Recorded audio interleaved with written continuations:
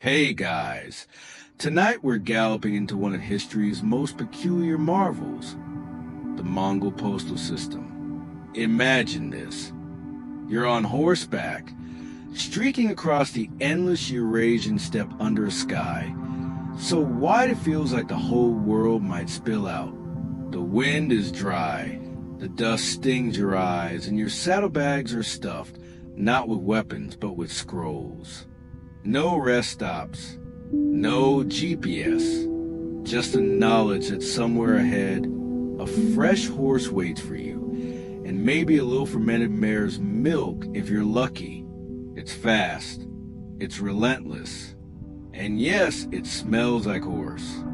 This was a YAM, a massive empire-wide relay mail network created under Genghis Khan. It wasn't cute, it wasn't tidy, but it worked astonishingly well. You probably won't survive this journey without a severe thigh cramp and a deep appreciation for ancient bureaucracy. So, before you get comfortable, take a moment to like the video and subscribe, but only if you genuinely enjoy what I do here. And I'd love to know, where in the world are you listening from, and what time is it for you? Drop it in the comments. Now, dim the lights, maybe turn on a fan for that soft background and let's ease into tonight's journey together. You ride east now, along a well-worn trail packed so tightly by hooves over the centuries, it feels more like a groove in the earth. No fancy road markers, no paved stone, just the rhythm of hooves and the occasional stink of boiled mutton drifting from a distant camp. The YAM began as more an idea than an infrastructure project, a dream Genghis Khan had of making his empire function as a living, breathing whole. He wasn't content with conquest. He wanted communication. Because an empire that can't talk to itself dies quietly, strangled by its own silence. So, he built the bones of a mail system. It started small. Messengers on horseback, carrying scrolls or verbal instructions from one tribal leader to another. No uniforms, no formalized rules. Just people moving fast and hoping they weren't ambushed by wolves or rival scouts.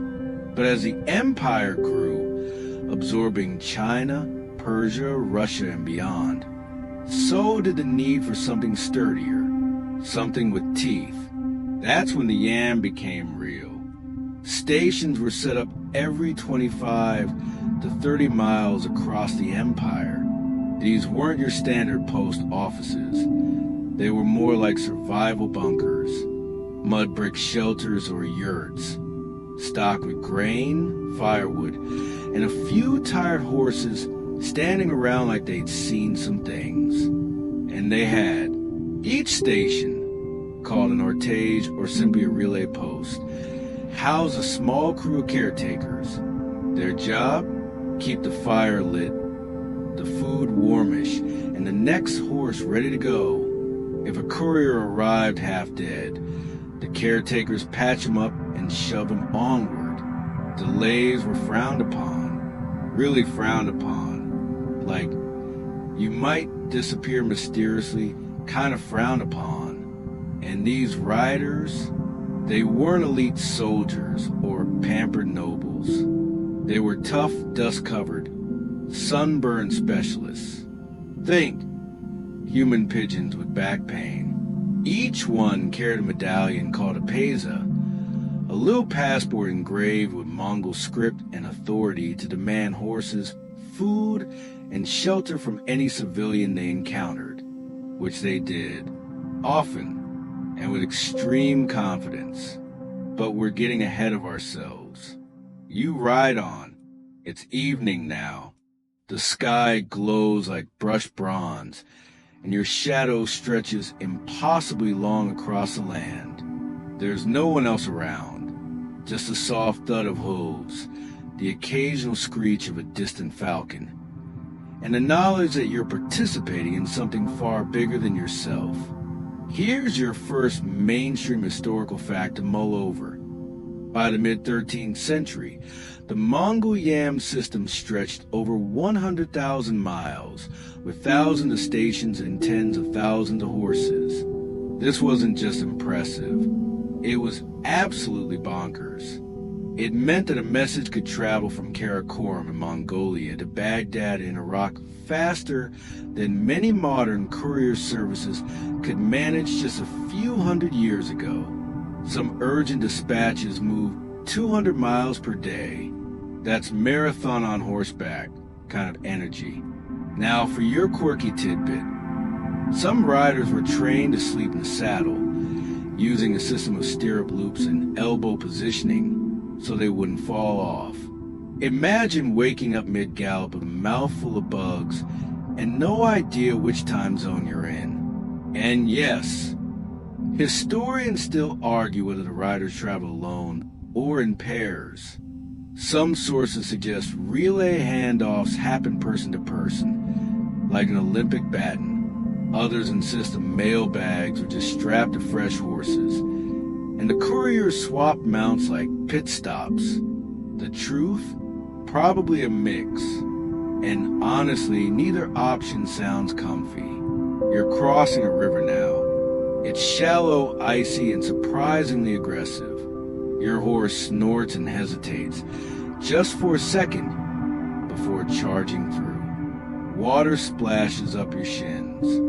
The scroll tucked inside your tunic flutters briefly, but stays dry.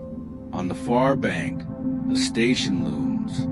It's nothing fancy, just a low wooden building with smoke curling from the chimney, and a grumpy man feeding hay to a shaggy horse that looks like it's one hoof from retirement. You dismount, exchange a nod, hand off your peza, and within minutes you're remounted and racing again. There's no pause, no chat, no snack breaks, just the endless step.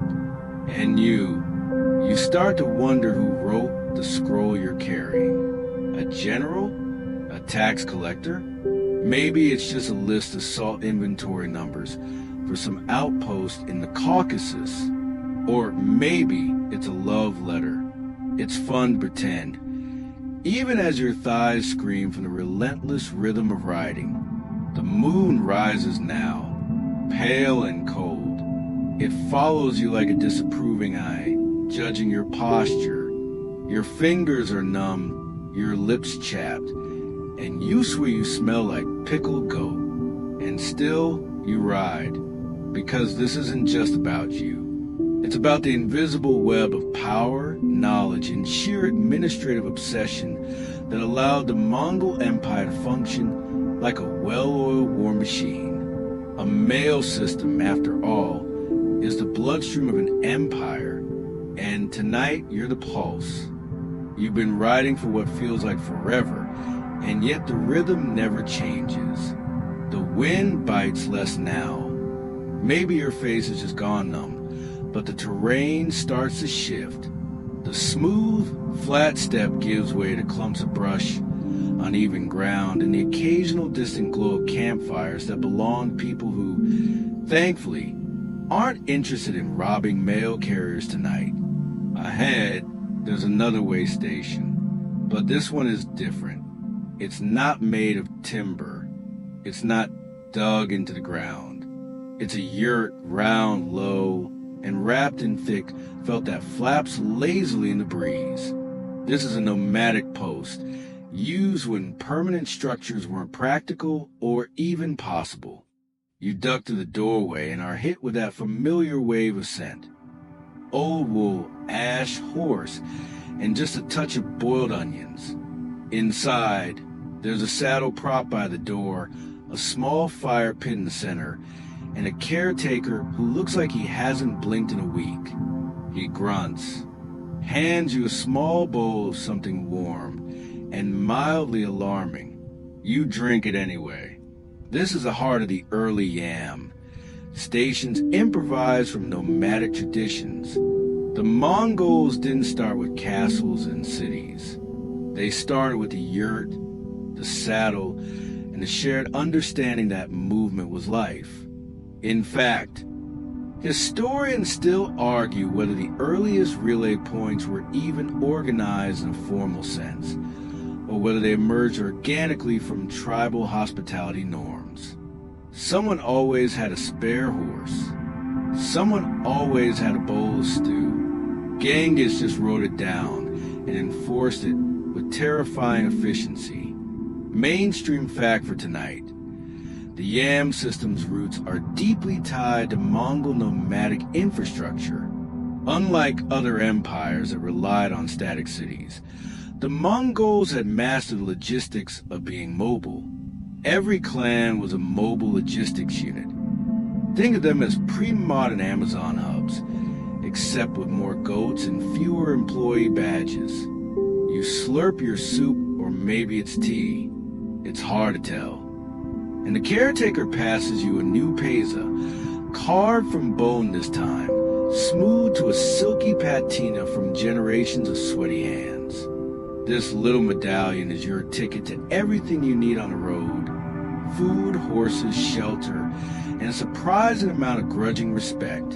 You tuck it into your tunic. A new horse is waiting just outside, still steaming from its last ride, eyes rolling slightly as if to say, "Really?" Again, you climb into the saddle and head off once more. The landscape opens again, revealing a long stretch of wind-blown valley dotted with herds. Somewhere in the distance, you hear a flute playing, probably some shepherd who doesn't realize he's performing a soundtrack to your extremely underpaid courier life. Here's your quirky tidbit. Some relay stations didn't just handle mail, they doubled as intelligence outposts. The caretakers were often tasked with reporting anything weird: troop movements, unexpected travelers, or particularly suspicious camels. In one case, a relay manager near Samarkand apparently flagged a goat herd for unusual behavior. What that means we may never know, but it made it into a side scroll. As you ride, you notice the wear on your own clothes. Your boots are more dust than leather, and your cloak, dyed a dull indigo, is stiff with salt from days of sweat. But still you move. The relay system's genius wasn't in its grandeur, it was in its minimalism. Nothing wasted. No gold-plated statues or ceremonial fanfare.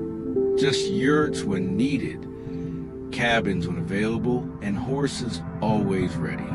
The stations were small, sometimes just a tent and a tether post, but together they spanned continents. And here's a moment of context to cradle in your weary mind. While Europe was fumbling with fragmented kingdoms and inconsistent roads, the Mongol Empire was stringing together postal stations from Korea to Hungary. Messages crossed multiple time zones before people even realized what a time zone was. Your horse snorts. The path narrows. You've entered a canyon now, the rocks towering on either side, sheltering you from the worst of the wind. It's quiet here, almost too quiet. You catch yourself humming. A song from childhood? Or maybe something you heard 2 stations back. It doesn't matter. The rhythm keeps you sane. Soon, another station appears. This one half built into the rock face. A stone shelf covered in old harnesses. 2 chickens pecking at a boot. A caretaker sleeping upright with a wax-sealed scroll balanced on his head. You don't wake him. Just switch horses, refill your water pouch, and move on. And here's where it starts to feel familiar.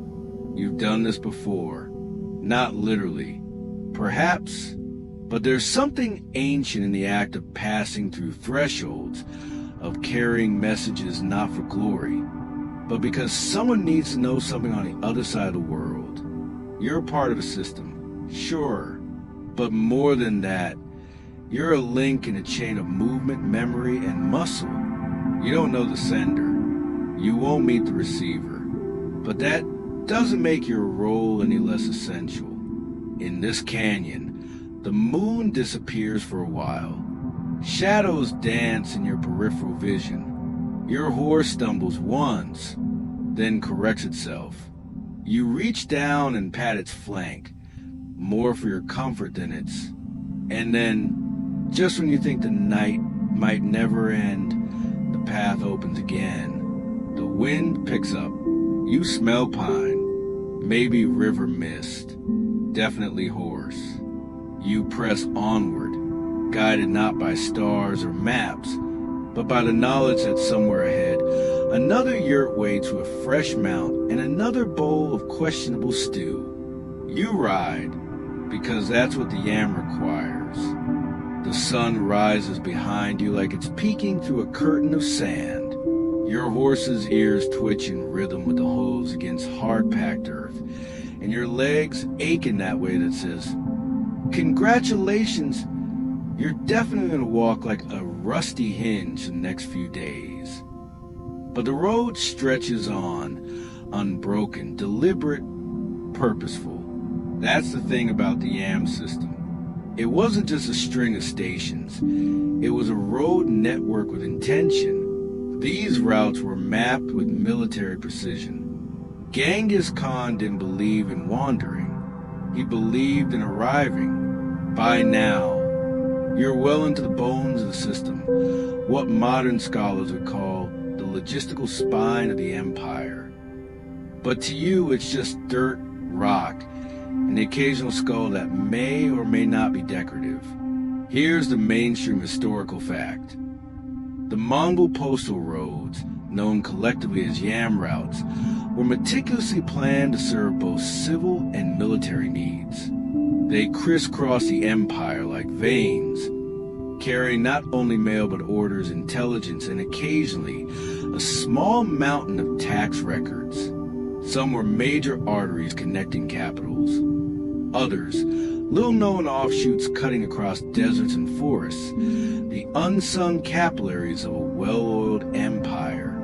You pass a crossroads marked by an old cairn and the half-sunken remains of a wooden post. Someone has tied a strip of red cloth around it. Maybe a marker, maybe a warning, or maybe just some exhausted courier's version of a joke. You leave it be. The landscape broadens into a flat plain, and with it comes your next stop, a propaganda station, sturdier than the last few. This one surrounded by a low wooden fence, and boasts a tethering post carved with the seal of the Great Khan. The caretaker is already outside, brushing down a horse, and chewing on a sprig of something that looks like it tastes like regret. He nods at you, takes your pesa, and gestures to a battered log stool. You sit. He disappears inside and returns with a parcel, sealed with wax, tied with camel hair cord. No explanation, no instruction, just trust in the route. Here's your quirky tidbit. These parcels were sometimes carried not by couriers like you, but by trained falcons. Yes, falcons. Mostly for short messages and highly sensitive orders, though occasionally, if the message was extra tiny and the falcon extra cooperative, they'd strap on a miniature silk pouch. Mongol falcon post. Eat your heart out, Harry Potter. The parcel goes in your satchel.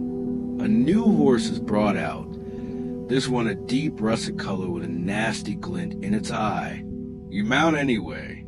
You're developing a taste for danger, or at least for forward motion. Now, here's where the road changes again, not physically, but conceptually. You're entering what historians refer to as the second-tier relay. These weren't just about travel, they were about governance.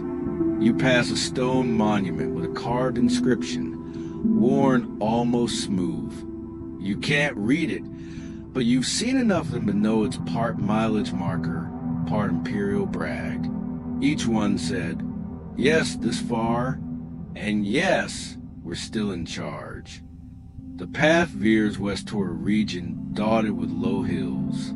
The grass here is golden and dry, the kind that whispers when the wind passes through. You pass another courier, his face burnt red from sun, his expression blank with fatigue. You exchange nods. That's the whole conversation. Let's go deeper now. These relay roads weren't built for luxury. There were no roadside inns with hot meals and decorative soaps, but they were efficient. Horses were kept fed and ready. Rest stops were no more than 40 kilometers apart, and every official courier could expect shelter, food, and fresh mounts without question. If they had the Pesa, they had the Empire's blessing. And here's where historians still argue. Some believe the YAM system was purely functional, a hardline logistical tool with no frills. Others argue that the stations became centers of soft diplomacy, places where locals interacted with imperial agents, traded gossip, and sometimes even offered up unsolicited opinions about the Great Khan's tax rates. We'll never know the full truth, but let's agree it was probably a mix of both, with more horse manure than anyone ever writes about. You descend into a shallow valley and spot a strange sight, what looks like a wagon flipped on its side. As you approach, you see it's a broken cart, axle snapped, a set of scrolls scattered across the dirt like someone tried to alphabetize the wind. A few pages are still legible, tiny neat script written in what looks like Persian, or maybe Uyghur. Your literacy skills stopped at, this says urgent. Still, you gather what you can and leave the rest in a neat pile near a tree. Someone will come for them, or they won't. Either way, you've done your part. The day wears on, your shadow stretching long behind you. Dusk clings to everything. You think briefly about how much easier this would be if you had something like a podcast or a saddle with better padding. But then again, you remember the Mongol postal system didn't need frills to function. It needed clarity, consistency, and a little bit of fear. The wind changes. You smell river water.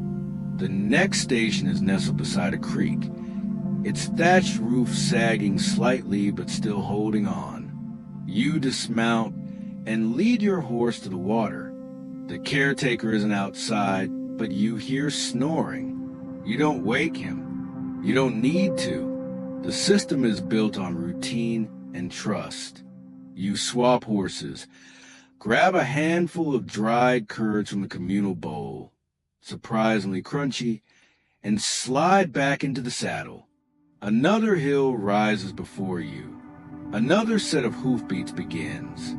And you continue, because that's the job, that's the YAM. That's the story you're living, one dusty heartbeat at a time. You're climbing now, not dramatically, but the ground has started to lean, like the land itself is offering a shrug. Your horse notices too, slowing a little, ears flicking back to ask, "Are we really doing this?" And yes, you are. This leg of the YAM follows an ancient path into the foothills of the Altai Mountains. Not the jagged, snow-blasted cliffs people imagine when they hear the word mountain, but the rolling kind, velvety and green in summer, frozen and wolf-haunted in winter. Right now, it's somewhere in between. A chill clings to the rocks, and you wrap your cloak tighter. The relay stations up here are sparse. Fewer settlements, fewer horses, and fewer people willing to hang around waiting for couriers. You spot one in the distance, a squat stone structure with a narrow chimney puffing thin smoke into the early dusk. The caretakers in this region don't talk much. Maybe it's the altitude. Maybe it's because they know no one's in the mood for small talk after 10 hours in the saddle. You step inside. It's dim, lit by the last embers of fire, and it smells of leather, pine, and that faint metallic edge that means snow is coming soon. A young man with chapped cheeks hands you a fur-lined waterskin. You drink deeply. It tastes like melted glacier and a hint of goat. Here's your mainstream historical fact for the evening.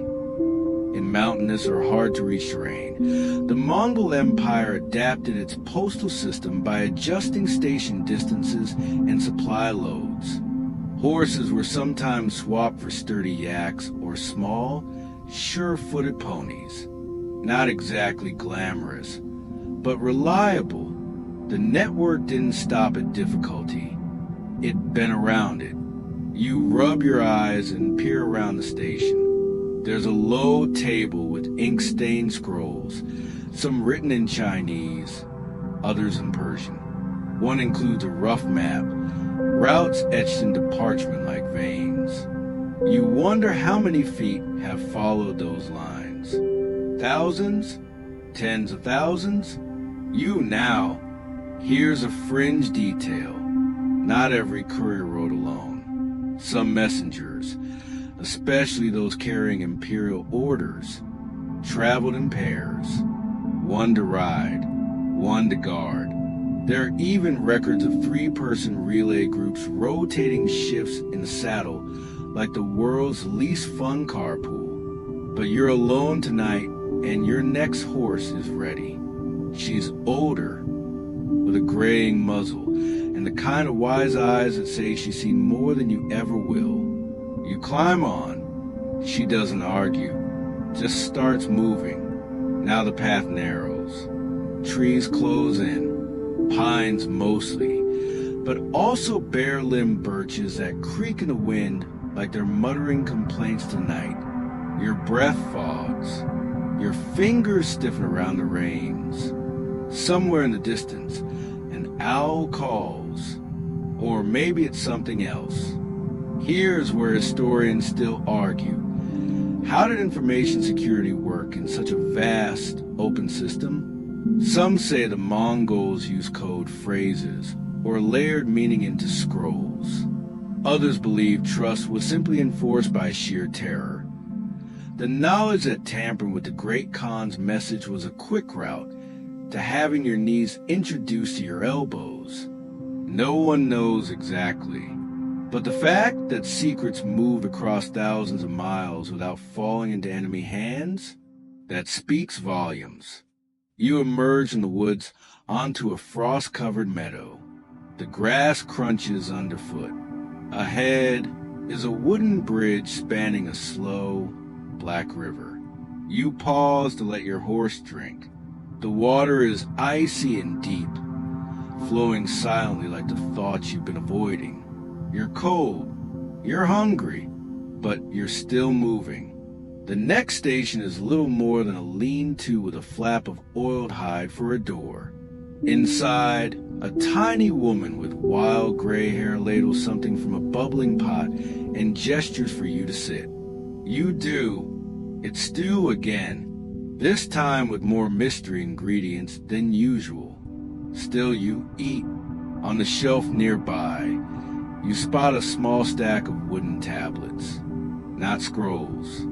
Tablets, etched in what looks like Uyghur script.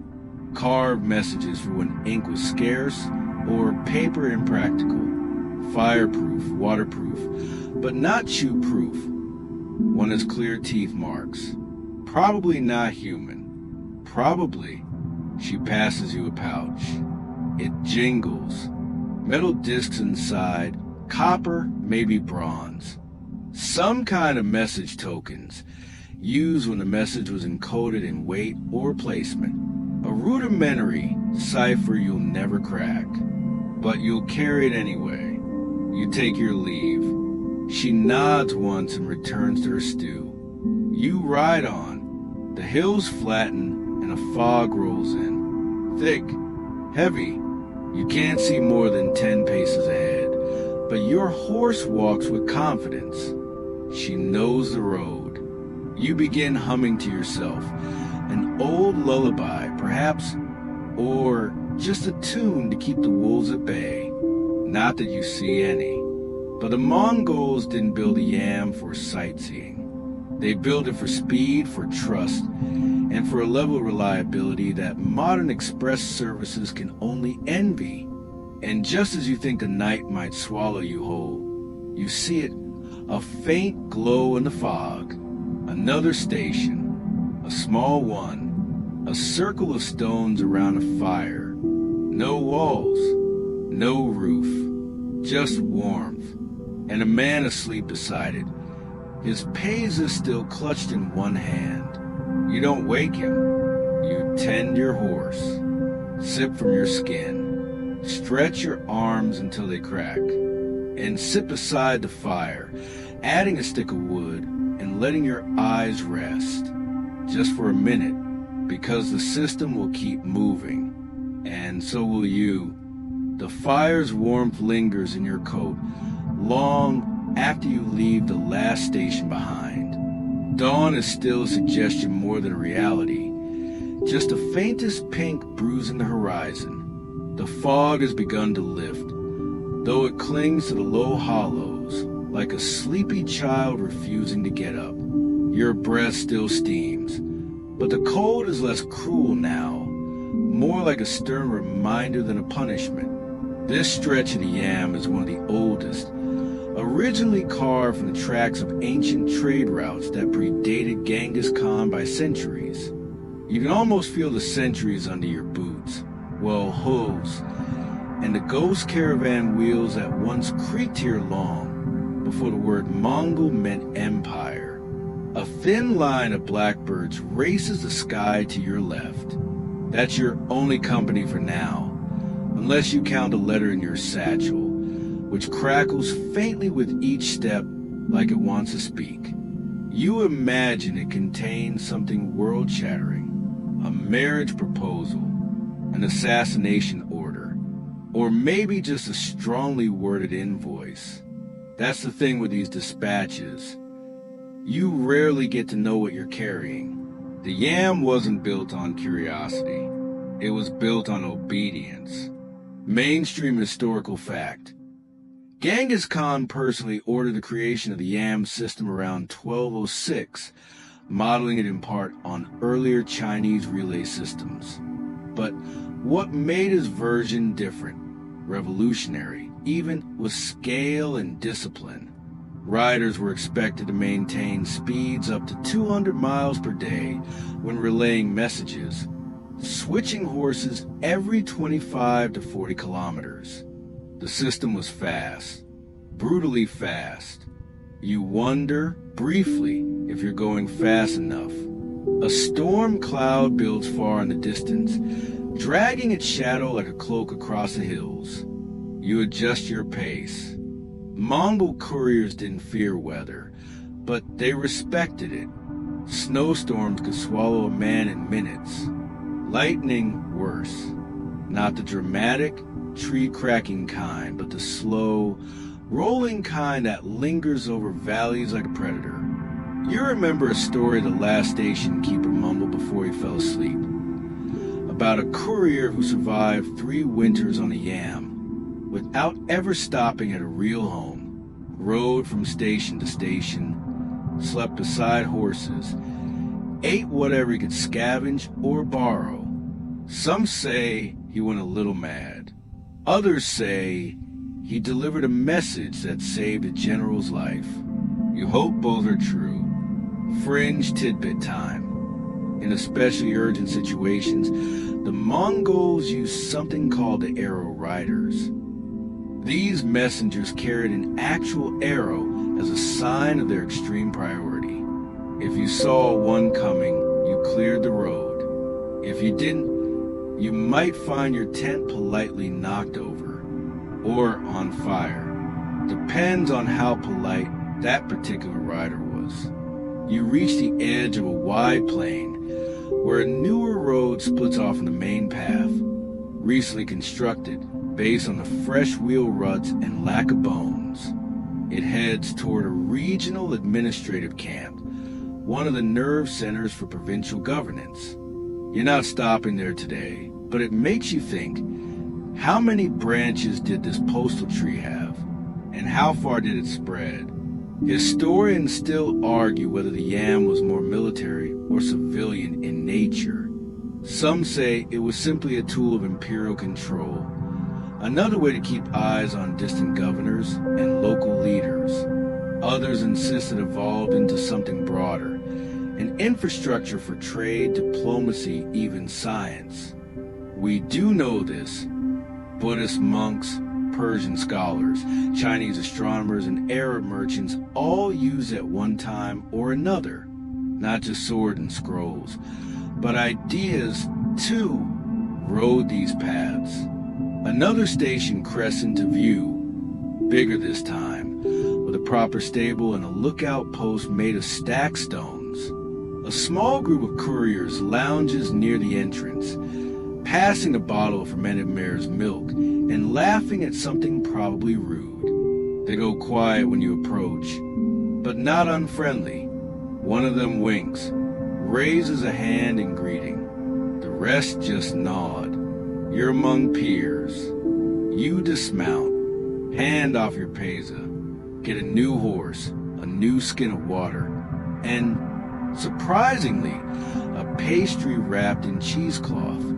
It's still warm. It tastes like goat butter, honey, and the sudden realization that you haven't eaten anything nice in 3 days. You savor it slowly while the others discuss route changes and road conditions in a mash of Mongolian, Persian, and Chinese. The yam wasn't just a postal system. It was a melting pot on horseback. You mount again. The road shifts beneath you. Now sandier, flatter, easier on your spine, but harsher on your patience. You sing under your breath to pass the time. A Mongol lullaby, half remembered from a station keeper's child 2 weeks ago. Something about a cloud, a horse, and a bowl of soup. It probably makes no sense in your accent, but the rhythm soothes your nerves. The land opens wide once more, bare of trees, bare of buildings, bare of anything except possibility. This is the kind of place that either humbles you or empties you. You feel a little of both. Eventually, a stone pillar appears on the horizon, another relay point.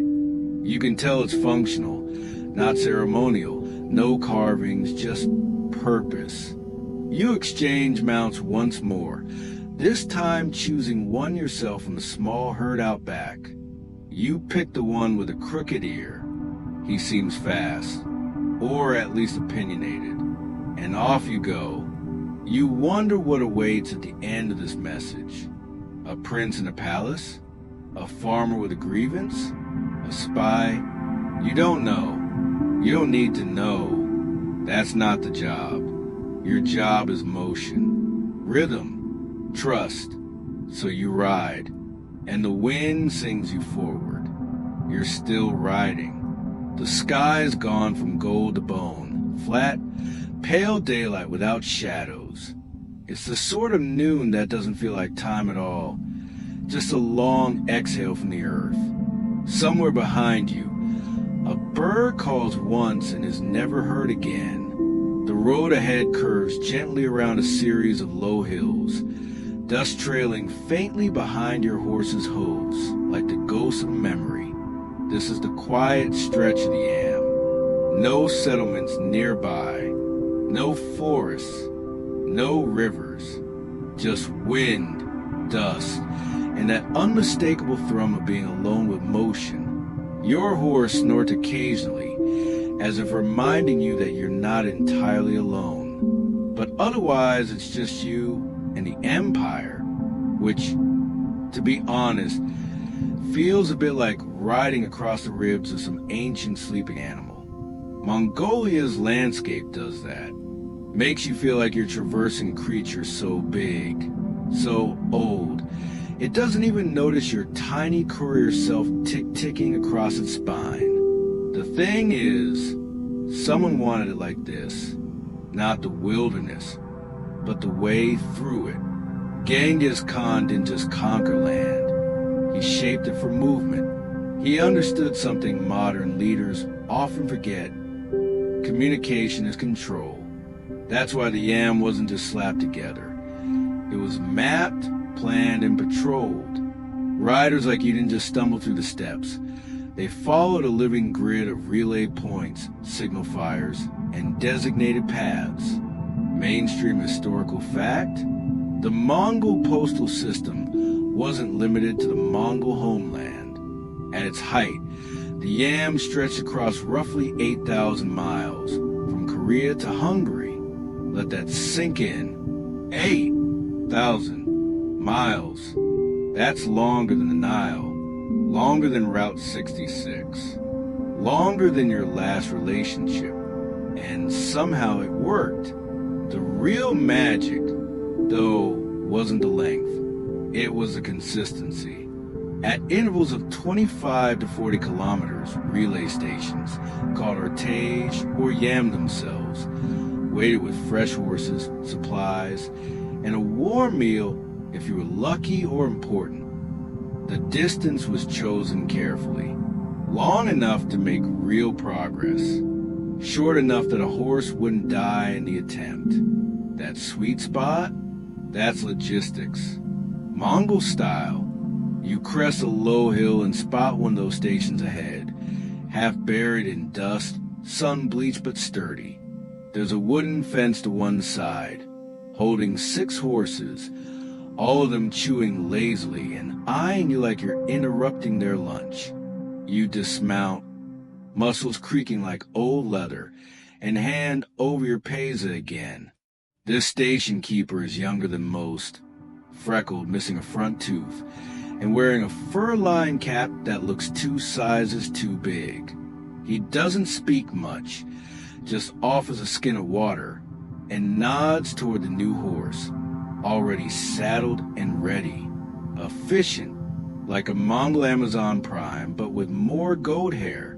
While your horse is swapped out, you stretch your legs and glance at the small structure beside the station. It's part stable, part shelter, part post office in a yurt. Inside, bags of grain hang from wooden beams, along with a few weathered satchels marked with faded ink. You think about checking them, but you don't. Curiosity isn't protocol.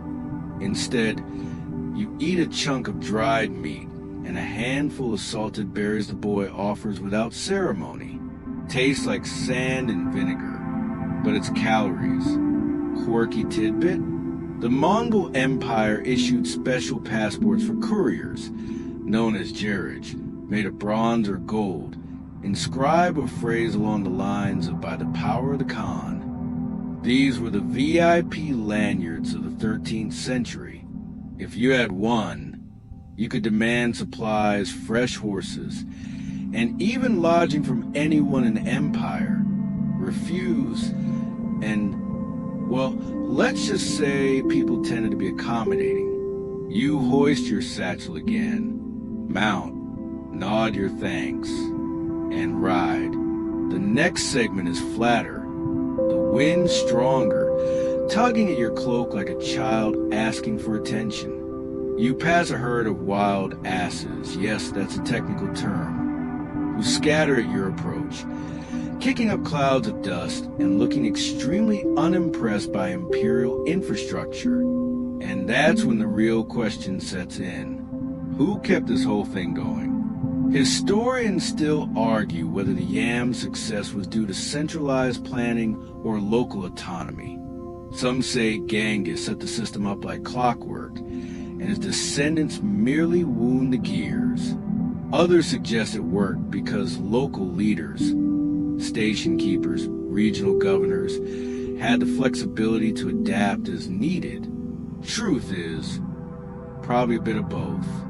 But whoever ran it ran well, and not just for military use. The Yam ferried scholars, diplomats, spies, and tax records.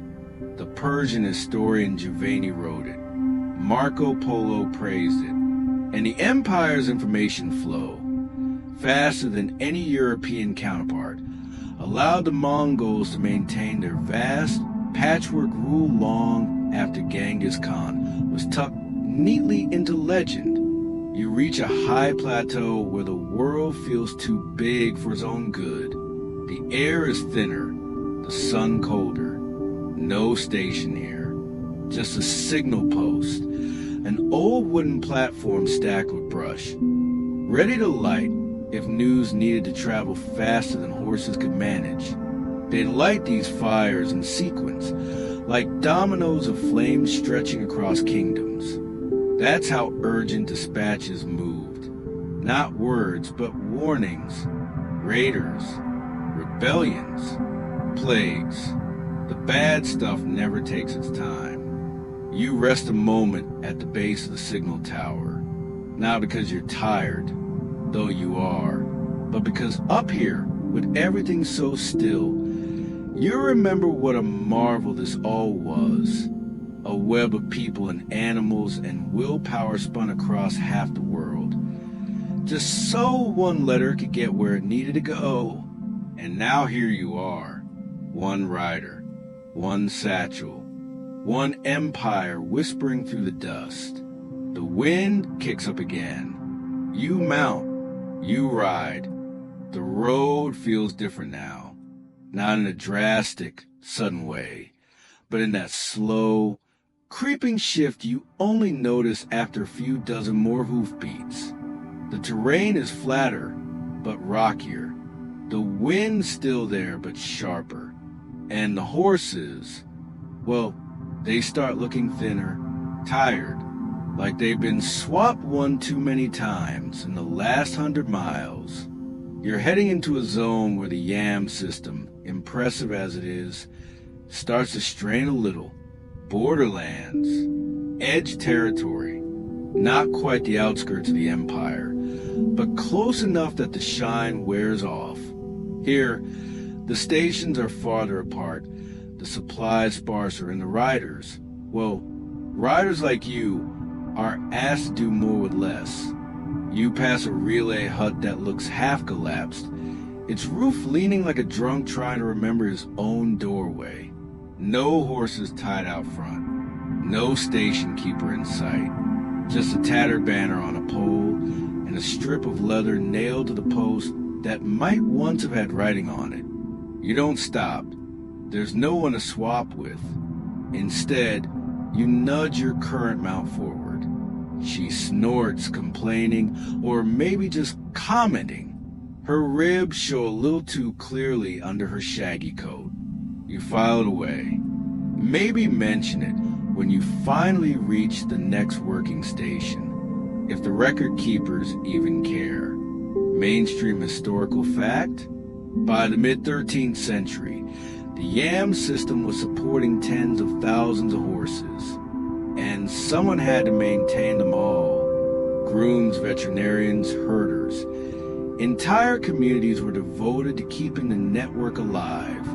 In theory, it was one of the most heavily resourced communication systems the world had ever seen. In practice, of course, it had cracks, and you're trotting straight through one now. Still, you keep going. That's the job. You try not to think about how far you've come, or how many more stations lie ahead. You focus on the sound of hooves, the leather of your satchel creaking softly, and the way the wind hums a different song in each valley, one tune for each kind of emptiness. You pass another rider coming the other way. He's older, with a drooping mustache and a bandaged hand. He raises two fingers in greeting, nothing more. You nod back. No words exchanged. You're both on duty. Mongol postal code is clear. If the letter doesn't fall out of your hand, you keep riding. Eventually, just as the sun begins to dip into that pre-dusk gold, you reach the next real station. This one's built sturdier. Stone foundation, thatched roof, smoke curling up from a chimney in back. There's a goat tied up nearby, chewing on someone's sandal. Inside, The station keeper is an older woman with a braid down her back and sharp eyes that size you up in 3 seconds flat. She checks your pesa, then silently hands you a cup of fermented mare's milk. It tastes alarmingly like warm vinegar and wet wool, but you finish it anyway. Hydration is hydration. You stretch out on a low cot for a moment while your next horse is brought around. The station walls are decorated with small charms, bone fetishes, copper symbols, even a painted rock. You spot a scratched name on the wooden beam above your head. Teamer, a rider before you, long gone, maybe still out there. Quirky tidbit: some Mongol postal stations doubled as intelligence hubs. Messages came in, but so did gossip about tribal uprisings, strange weather, movements of wild game. Station keepers often knew more than local governors, just from the information that passed through their door. The yam didn't just carry news, it created it. You don't linger. Evening rides are tricky. Visibility drops fast, and the chances of hitting a rabbit hole, or worse, a wolf pack, increase by the mile. But the mail doesn't stop for moonrise, so you head out again, chasing the last orange light across a ridge. Below you, a herd of gazelle skitters through the brush, moving like spilled water. A falcon rides a current high above, scanning the ground with laser precision. For a moment, the world feels like it's holding its breath, and then it breaks. A storm rolls over the horizon. Not a big one, but enough to soak you and your mount in under 10 minutes. The wind smells of wet earth and distance. You pull your cloak tighter, squint into the gray, and tell yourself it's fine. At least it's not hail. Yet, historians still argue whether Mongol riders carried waterproof coverings for their scrolls. Some sources suggest they used wax pouches. Others claim they simply doubled up the wrapping and hoped for the best. You silently hope it was the wax pouches. Your satchel is damp at the edges. You spot a low stone shelter just before full dark. It's not a relay station, just a wayside rest, half buried in hillside, probably built by travelers long before you. Inside, the floor is dusty, the roof leaks in one corner, but there's dry wood stacked against a wall and a bundle of kindling wrapped in horsehair twine. You make a fire. Slowly, you learn how, and in the flicker of flame, with rain ticking like fingernails on the roof, you unwrap a small biscuit from your satchel and chew it slowly. It tastes like flour, sweat, and time. And that's when you realize something. This entire empire was never really held together by armies or palaces or fear. It was held together by riders like you. Damp, dusty, half-frozen, underfed, but moving, always moving, because the message had to get through. You lie back, one arm behind your head, the other resting on the satchel beside you. The fire crackles. Outside, a jackal howls. Inside, your eyelids droop just a little, but you don't sleep. You're still on duty. Morning comes cold and early. The fire's long gone out, and the air inside the shelter has that pale, silent chill that settles into your bones before you're even fully awake. You roll your shoulders, wince a little. Your bed was a stack of flat stones and whatever optimism you had left the night before. But duty doesn't sleep in. You wrap the satchel tighter against your side, check your mount. She's already awake, ears twitching at every bird chirp. And then you're back on the trail. The rain has passed, leaving the road slick but glinting in the slanted gold light of sunrise. The kind of light that makes even muddy hoof prints look like they belong in a painting. The yam is more than a highway now. It's a habit, rhythm, a pulse. You know exactly how long it'll take you to reach the next station, give or take a herd of wild boars blocking the path. You don't think about the messages you carry anymore. Not really. You think about pace, about water, about weather. You think like a system. And that's exactly what the Mongol Empire wanted. One mainstream historical fact: the Yam Postal Relay was one of the earliest examples of institutionalized logistics, timed routes, fixed locations, rotating resources, and rider discipline that would make a Spartan blink. At its peak, the system spanned over 200,000 miles across Eurasia. That's not a typo. That's your commute. As you ride, you spot the worn wooden marker that means you're halfway to the next station. It's a vertical post with 3 horse skulls balanced neatly on its arms. Not a warning, just tradition, a way to track distance. Macabre? Sure, but oddly poetic. Up ahead, you notice something off. A black shape curl just beside the road. You approach slowly, squinting against a low sun, and realize that a rider, or was. His horse is long gone. His Paisley lies beside him in the dust, glinting faintly like a coin no one wants to pick up. You dismount, crouch, check for breath. Nothing. He's young, too young, maybe on his first long ride. Satchel's missing. Could have been bandits. Could have been wolves. Could have been bad luck. Out here, those things blend. You do the only thing you can: gather his nameplate, tie a marker scarf to the nearest tree, and send a silent message to whatever station keeper comes by next. It's not a burial, but it's a note in the ledger of the road. Riders remember.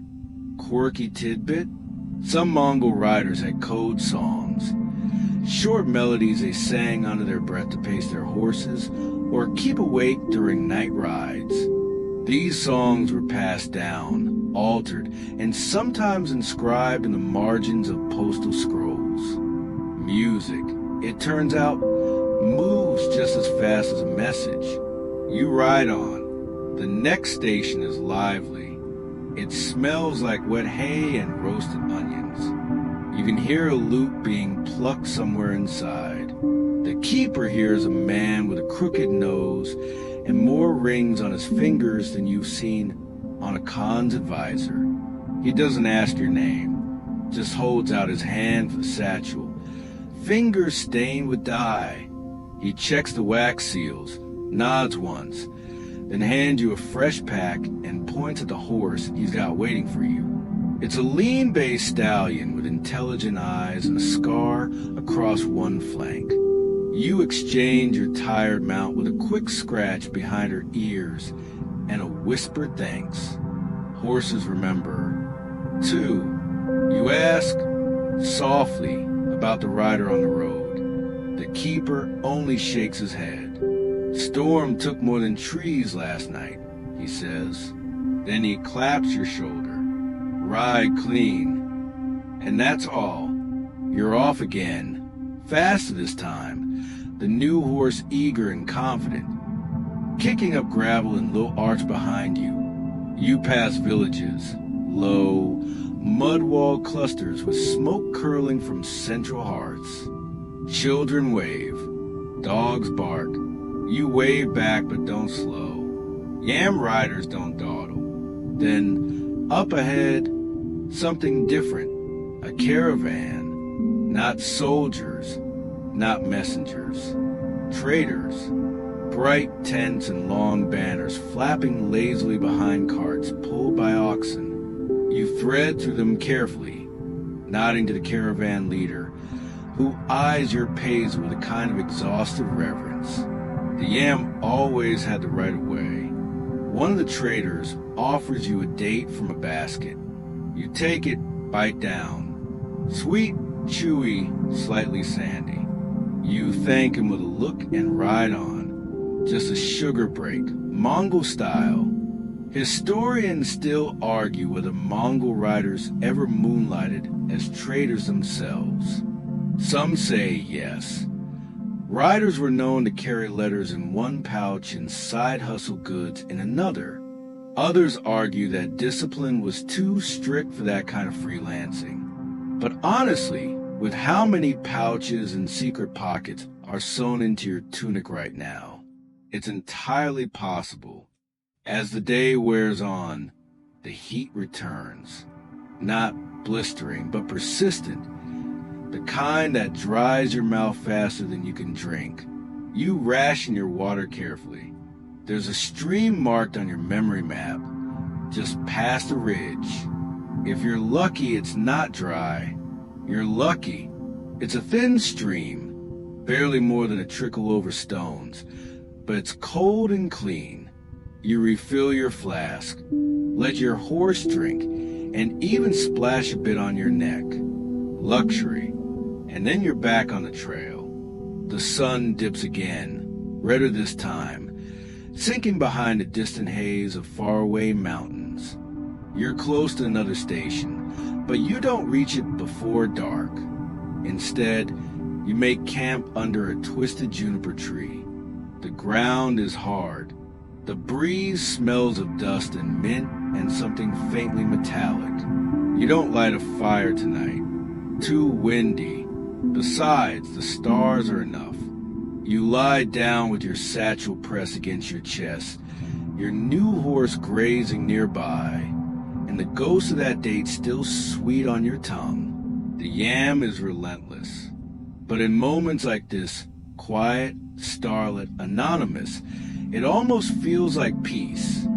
The sky grays with the weight of morning, and your eyes open before the sun even thinks about showing up. You sit up, brush dry grass from your tunic, and listen. No drums, no hooves, no danger. Just a muffled snort of your borrowed horse and the distant rustle of wind over steppe grass. You stretch, bones clicking like poorly made arrows, and saddle up with the mechanical ease of someone who's done this too many times to think about it anymore. Today's leg of the journey is different. You're riding into a relay hub, one of the major ones. Think of it like the Mongol Empire's version of an airport, a place where couriers cross paths. Supplies are stored in bulk, messages are duplicated and redirected. This isn't some humble outpost with one tired guard and a lukewarm stew. This is infrastructure, imperial grade. As you crest a hill, it comes into view, a low sprawl of wooden buildings, animal pens, storage tents, and stables so large they look like they could hold a minor army. Flags flap on poles. Riders mill about like bees in an aggressively efficient hive. You guide your horse toward the main gate, flash your peza, and are waved through with barely a glance. Fact time. The Mongol Yam system included major depots every 25 to 30 miles, with larger stations, like this one, spaced roughly every 100 miles.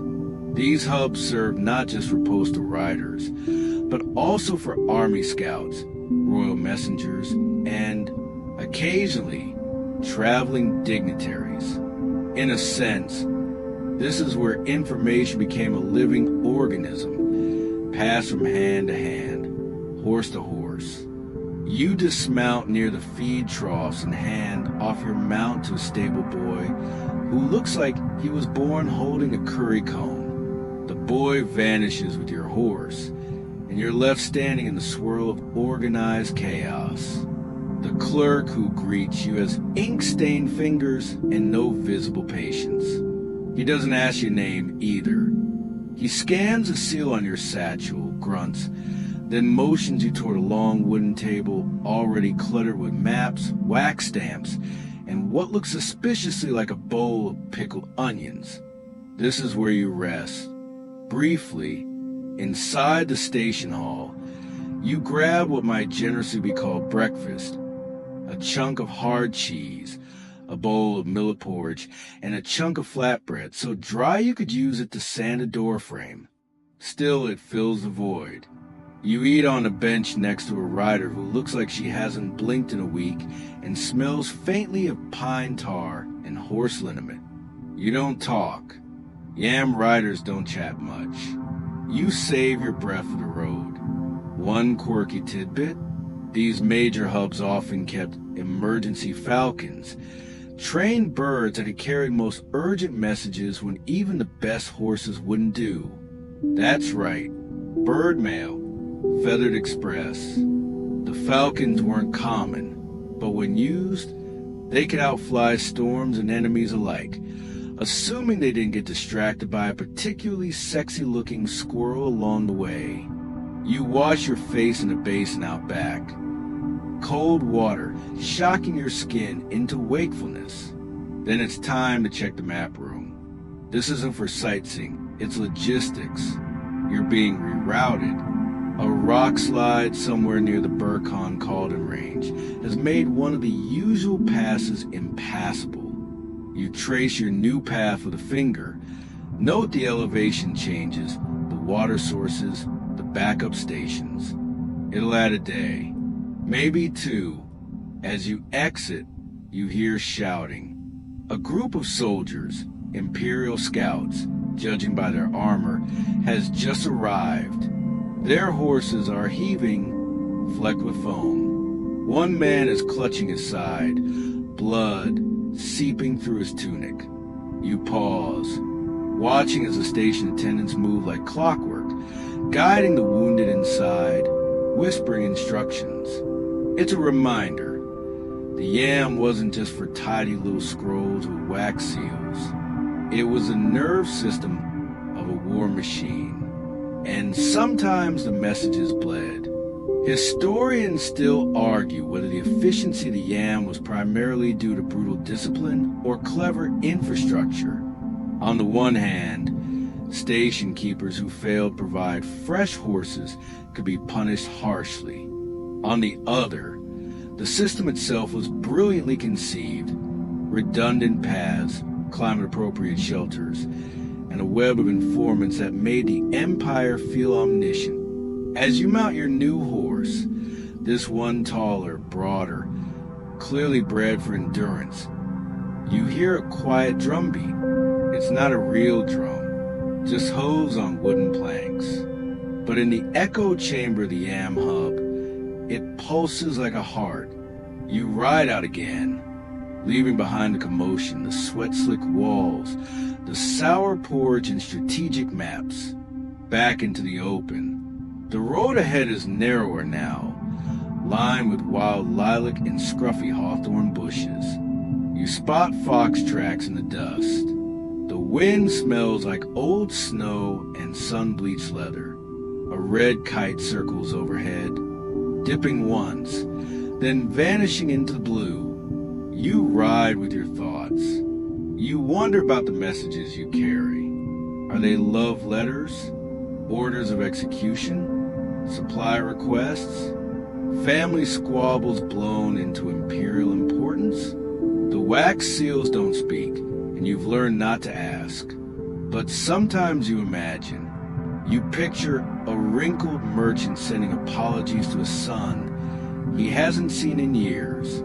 A general quietly requesting more horses before a battle he's not sure he'll win. A princess bored, sharp-tongued, dictating a recipe for rose petal jam to her cousin in Samarkand.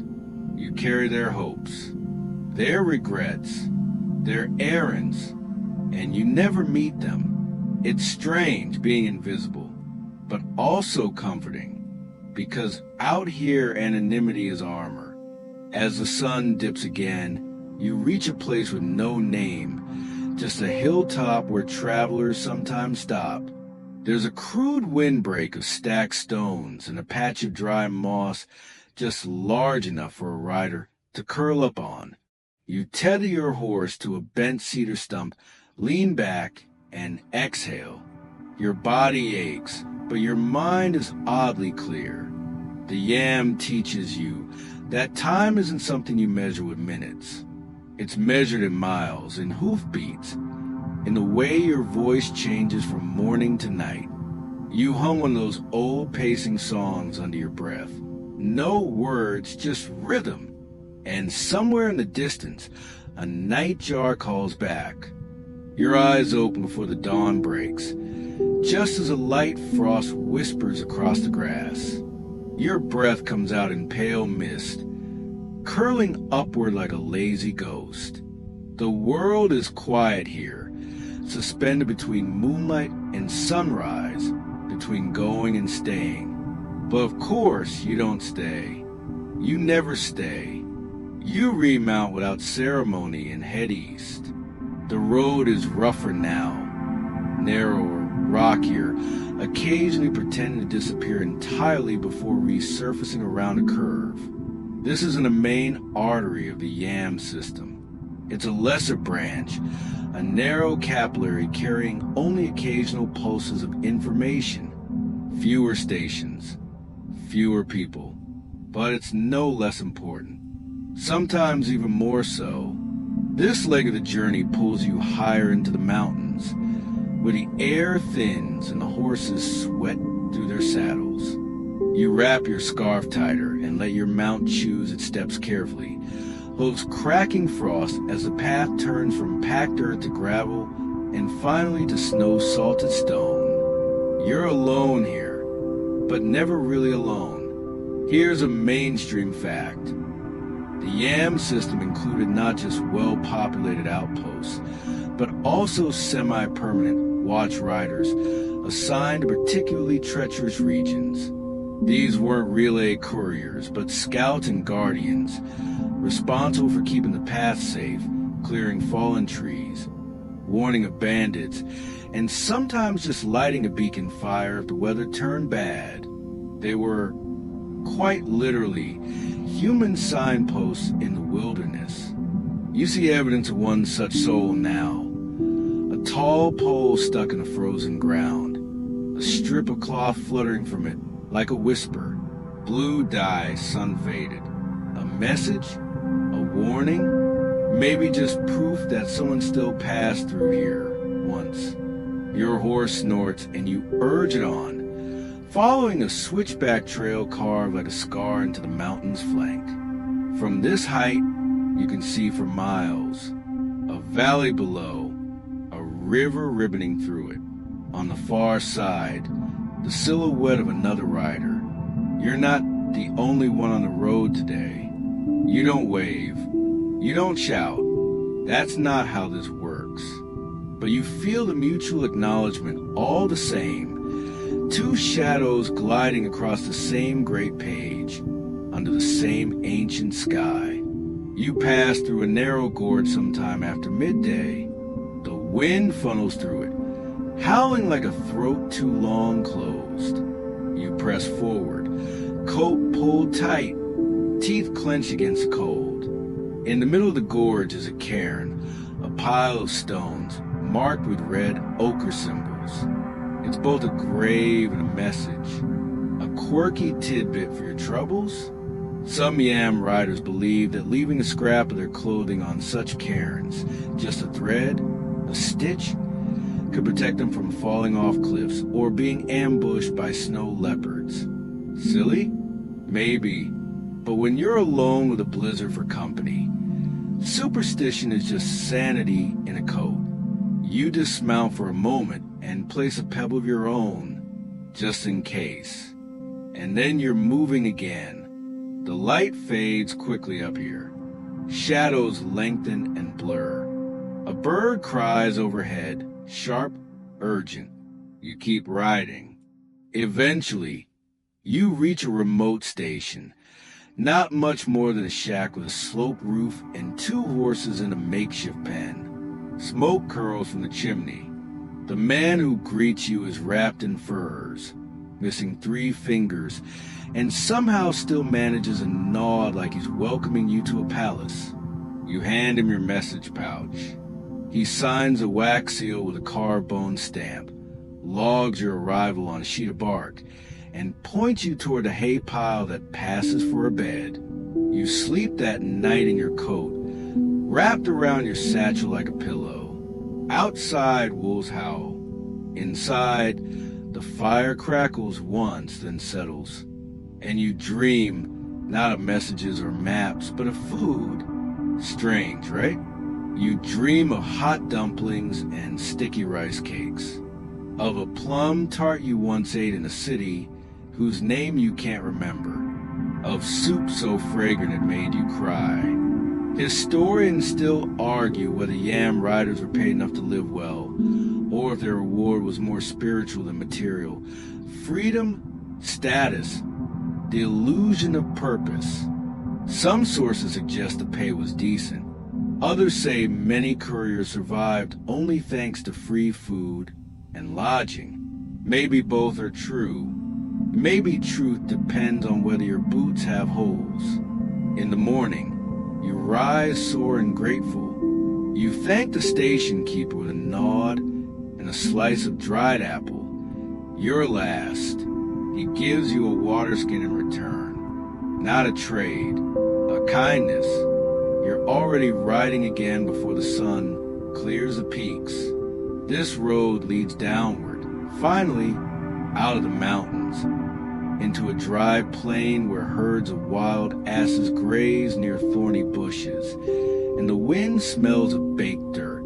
You pass shepherds who barely glance your way, wrapped in cloaks dyed with onion skin and walnut husks. Down here, messages move slower. The road widens again, flattens, becomes more predictable. You loosen your grip on the reins, relax your shoulders, let the sun warm your sleeves, and suddenly you feel it, that strange yam sensation, the one where you are both part of something ancient and absolutely irrelevant, a cog in a divine contraption, a ghost with a deadline. You stop at a stream, let your horse drink, splash water on your face. A dragonfly schemes the surface, then lands on your saddle. Its wings shimmer. You stare at it. For a second, you imagine what it would be like if it could carry a message, not on parchment, just the shape of a thought, a flutter of intent, a single perfect sentence made of wind. You laugh quietly, then you mount up and keep riding, knowing the next message isn't far, and neither is the next story.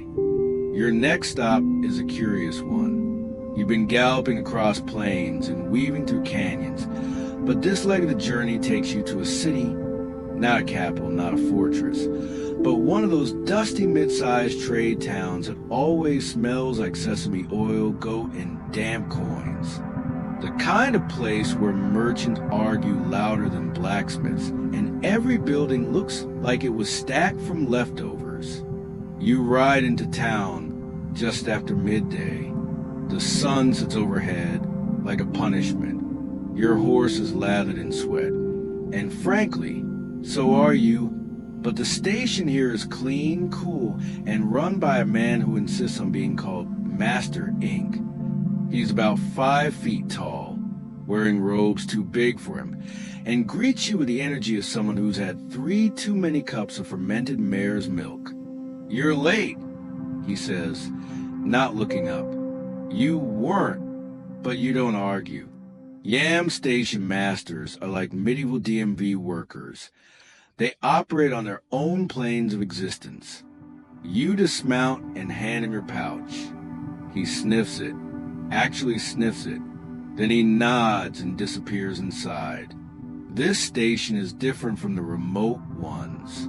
It's attached to the local administration, meaning it handles not just imperial messages, but municipal documents, tax records, family registries, and the occasional wedding invitation that someone bribed their way into sending faster.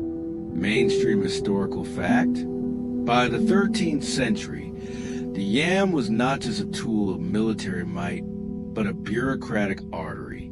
Cities had secondary yam offices staffed with scribes, translators, and sealers who ensure the smooth transmission of everything from census data to royal decrees. You sit in the shaded courtyard for a moment, sipping from a chipped ceramic cup of weak tea. The walls are painted with faded murals, swirls of clouds and galloping horses, chipped where pigeons have made themselves at home. A donkey stares at you from the alley. You stare back. You win. Inside, you hear the scratching of styluses on birch bark and the occasional frustrated mutter. This is where your next dispatch gets split, copied, or redirected. Because, surprise, you're not the only one carrying it. Redundancy is key. The Mongol postal system often sent multiple copies of the same message through different routes to hedge against ambush, storm, or, the horse eating the scroll. It happens. One of Mastering's assistants, a teenager with an unfortunate mustache, hands you a fresh satchel. He bows like he's presenting you with the moon. Inside are 3 messages, 2 sealed, 1 wrapped in silk. You're told to ride south, not directly. Take the outer road, past the shrine of broken wheels, then swing east before the orchard with the burned fig tree. You're not sure if these are directions or riddles. Still, you nod like you understand perfectly. That's the Amway. Before you leave, you're offered lunch, fermented barley noodles and dried beef strips. You chew mechanically, watching a crow peck at spilled ink on the flagstones. You wonder what secrets it's eating. You mount up again. As you exit town, you pass a group of musicians playing for no one in particular. A reed flute, a frame drum, and a voice that wavers like the heat rising off the road. The song sticks with you, though you don't know the words. Now the road shifts again. You're moving through farmland, rows of millet, little plots of cucumbers and cabbages, scarecrows dressed in old soldier uniforms. Children wave. You don't wave back. Riders don't stop here. You think about the letters in your satchel. Who are they for? A provincial judge? A merchant's lover? A general whose next move could end 100 lives? Historians still argue whether Yam riders were told the contents of what they carried. Some say only high-ranking couriers were ever informed. Others believe even the most junior riders sometimes got glimpses, either by accident or because curiosity is universal. But you know better than to peek. Instead, you distract yourself by playing the imaginary letter game. You picture the silk-wrapped one as a poem. A thank you note written by a princess with a knife collection and a soft spot for plum wine. The first sealed scroll, a supply request for 80 camels and 400 boots. The second, a resignation letter from a monk tired of transcribing sermons. It's nonsense, but it passes the miles. You camp that night near a ruined watchtower. Nothing but 4 stones and a hollow echo. You tie your horse to a crooked fig tree and lay your blanket out beneath the stars. One quirky fact: some Yam riders believe dreams were prophetic, especially when traveling south. If you dreamed of birds, it meant good weather. If you dreamed of teeth, it meant betrayal. If you dreamed of a camel in a silk robe, it meant you were eating too many pickled plums. Probably, you dream of none of these. You sleep soundly, dreaming only of hooves on dry earth and letters that never stop arriving. You wake before dawn. The stars are still clinging to the edges of the sky, and your breath puffs out in the cool morning air. Your horse, ever unimpressed, flicks its tail and watches you with one mildly judgmental eye. You saddle up without a word, muscles moving on memory. The road waits. Today, You're crossing a river. It's not a dramatic river. No swirling rapids, no mist-covered chasms. Just a wide, flat plain of water with reeds growing thick on either side, and a bridge made of planks that creak like old bones. But it marks something important: the division between one Khanate's border zone and the next. To cross here is to step from one branch of the empire into another. Same rulers, technically, but different moods. Mainstream historical fact.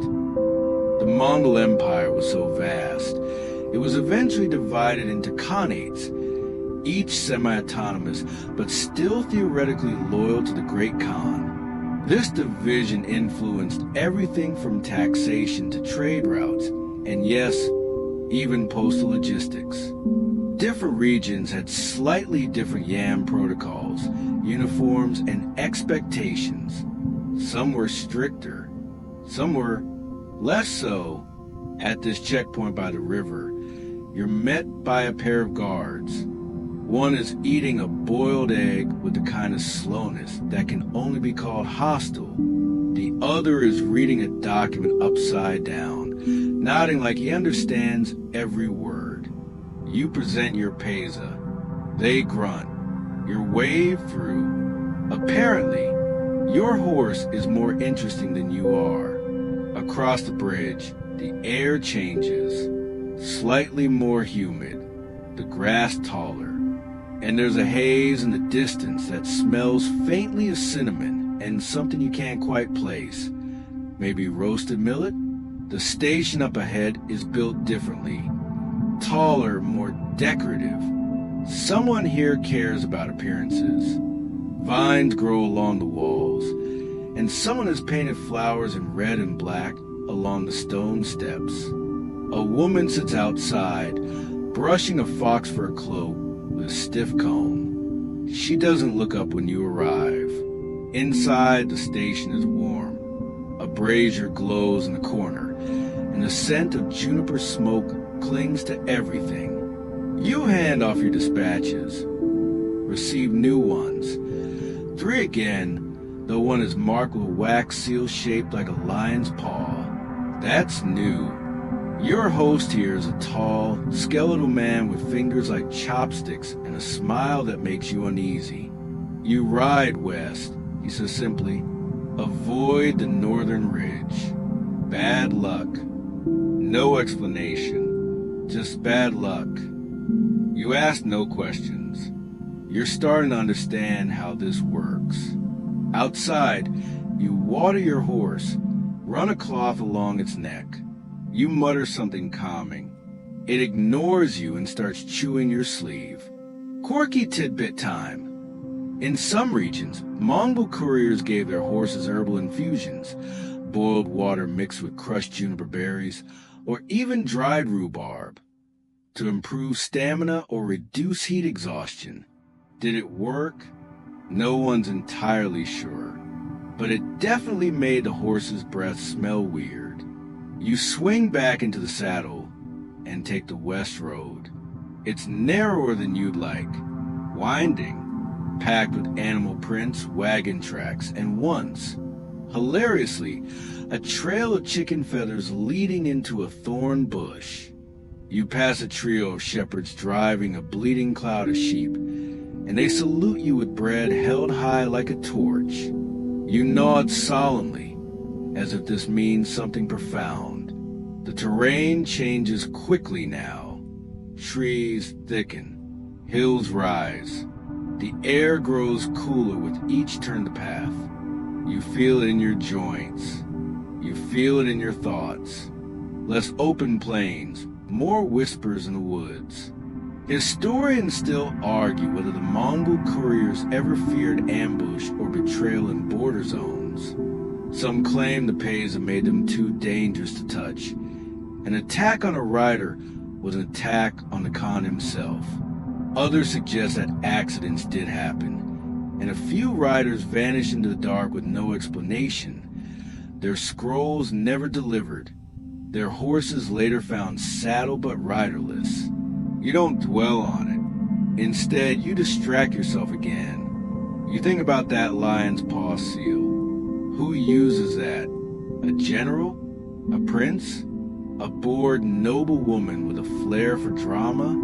You invent stories as you ride, some heroic, some ridiculous.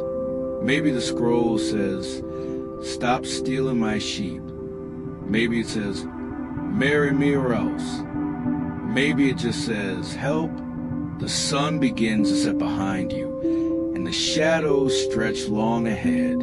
You reach a clearing, a meadow bordered by pine, soft with old snow and dry grass. A perfect place to stop. You unsaddle your horse, give it a brush, and let it graze on a patch of frostbitten clover.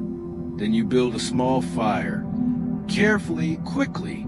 The cold is creeping in fast. One more fact before you sleep. Elite yam riders sometimes carried small iron flint kits tied to their belts with leather cords to start fires even in wind or rain. You've got one, and tonight you feel particularly grateful for it. As the fire crackles, you sit cross-legged and examine your dispatches again. The lion's paw seal glints in the firelight. You resist the urge to hold it up to your ear and shake it like a suspicious Christmas gift. Instead, you lie back, pulling your blanket around you, and stare up at a sky so full of stars it looks overpopulated. You breathe in juniper smoke, horse sweat, cold stone, ink, and something else. The scent of distance, of decisions made far away, of threads being pulled by unseen hands. You close your eyes. The yam rides on. The morning fog hangs low. You wake to silence, the kind so complete it feels like the landscape is holding its breath.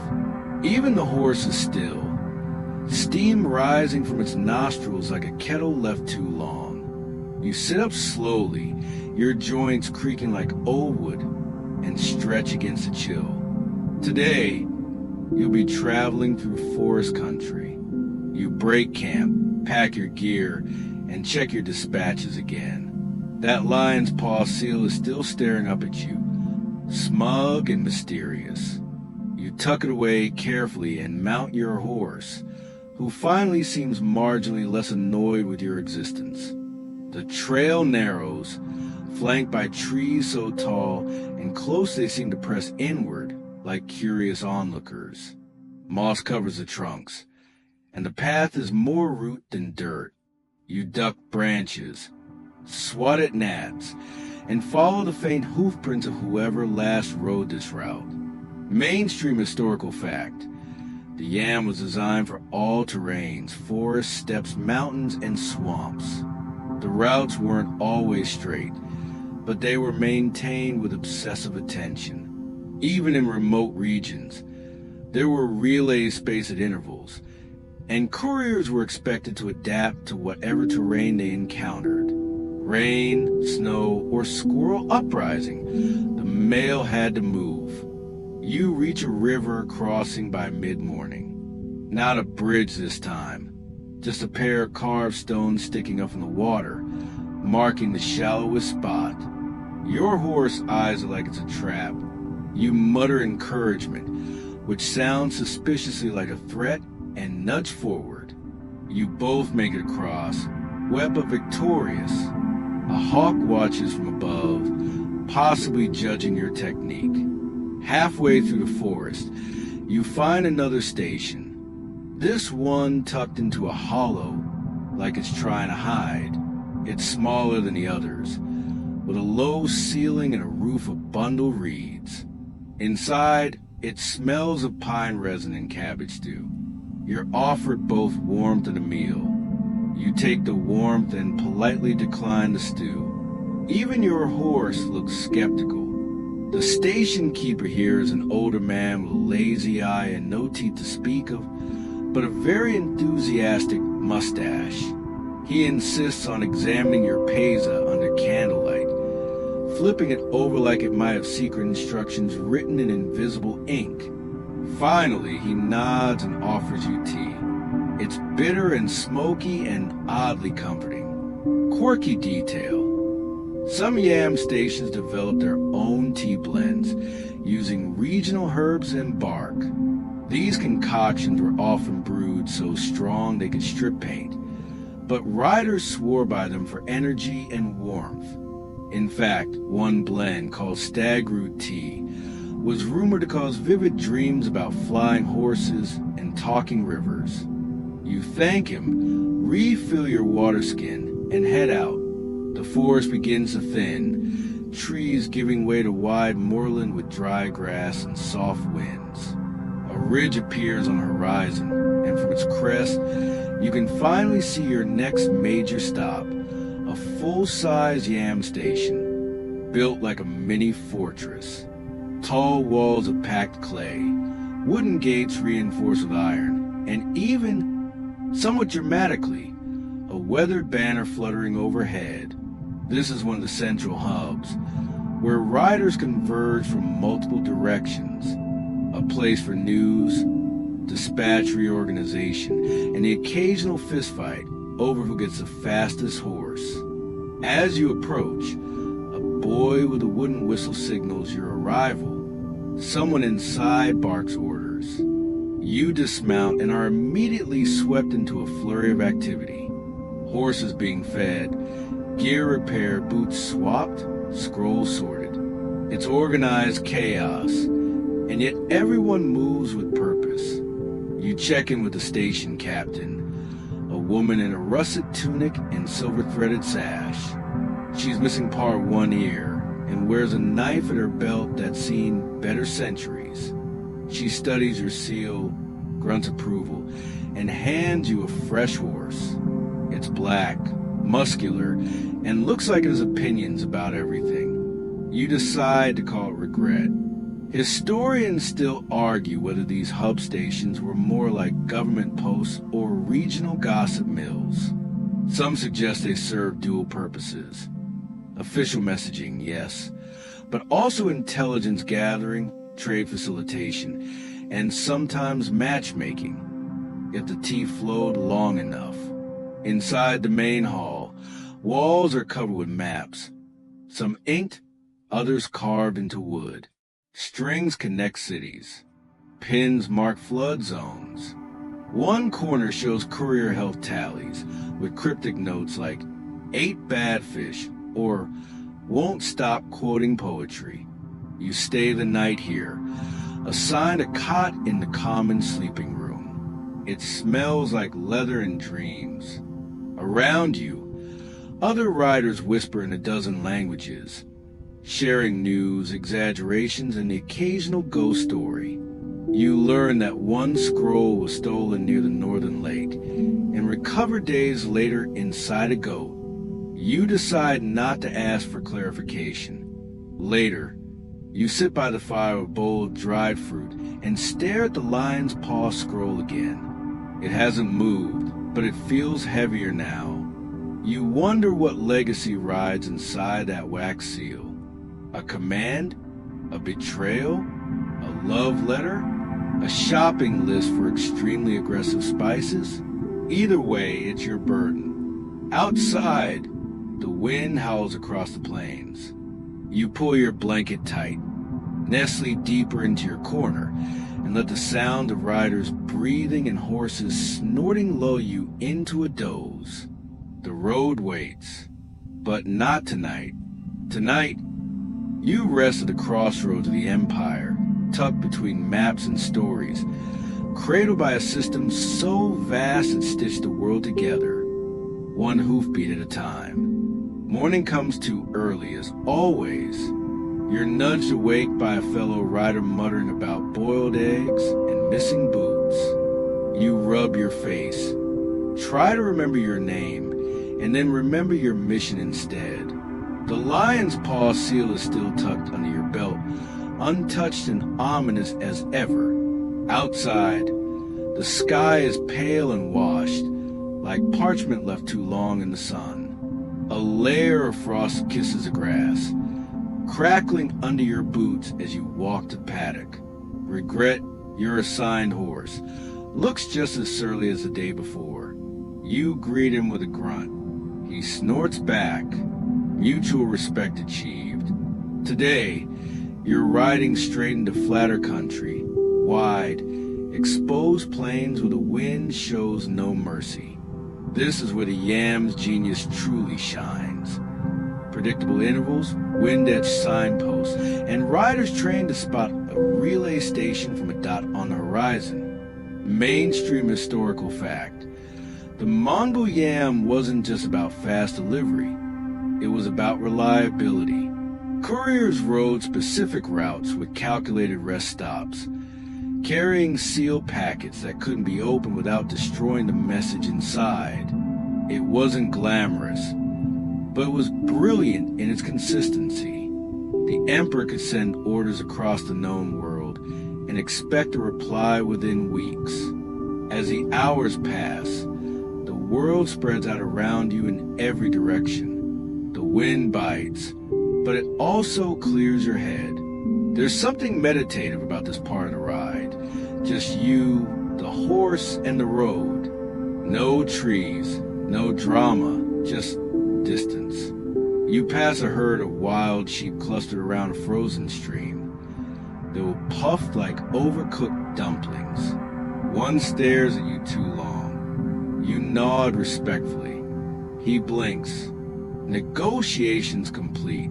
Just before midday, a strange sight emerges on the horizon. A group of riders not part of the official system. They're colorful, too relaxed, their saddlebags bulging with suspicious parcels. Smugglers? Traders? Poets on a dare? They wave as they pass. You wave back. Regret tries to bite one of their horses. You move on. Eventually, you reach the next station, a squat structure with thick walls, clearly built to withstand both snow and arguments. Inside, the keeper is playing a board game against himself and appears to be losing. He looks up, shrugs, and offers you warm milk with something floating in it. You decide it's best not to ask. You trade out regret for a new mount, smaller, faster, hopefully less opinionated. You give regret a nod of parting respect. He ignores you completely. Classic, quirky detail. Some couriers gave their horses nicknames based on personality, regional quirks, or sheer frustration.